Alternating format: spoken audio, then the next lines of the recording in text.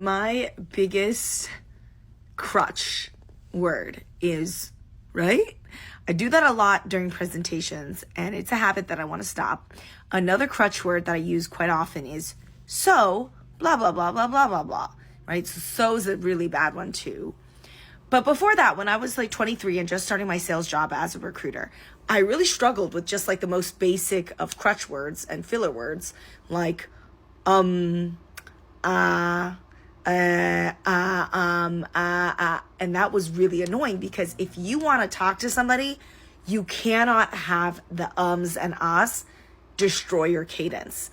And so to sound more adultish, since I was still 23 at the time selling to like executives, I had to make sure that I was going to limit my usage of these filler words and crutch words. So the best way to do it is to be really measured.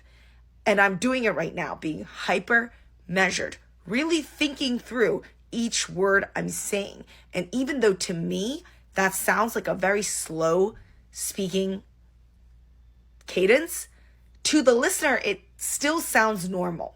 Because you have to remember, in your own brain, everything is going so much faster than how it is perceived in reality.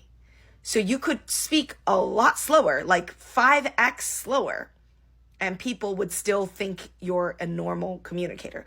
Like I can speak 5 times faster than what I just did right there. And that's how my brain works. And that's how fast my brain thinks, which is why when I am converting it to speech, I might do like ums and ahs and mums and ahs because I'm thinking so fast that I'm speaking so fast. So speed is a big part of this issue. This is why you have to slow down. And ironically, that's also why older people tend to talk slower.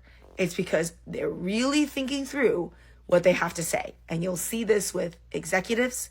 You'll see this especially with politicians during very intense debates. They're not going to rush. They're not going to speak too fast because they have to control what they say. And they're thinking in real time, how is this going to be perceived? How is this going to be perceived?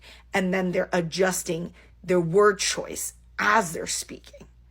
So that's why slowing things down can help you in moments of high intensity and high risk, especially things like salary negotiation, arguing with the client, running into an issue with a certain problem at work. Speaking slower can only help you resolve the issue instead of saying something you'll regret later.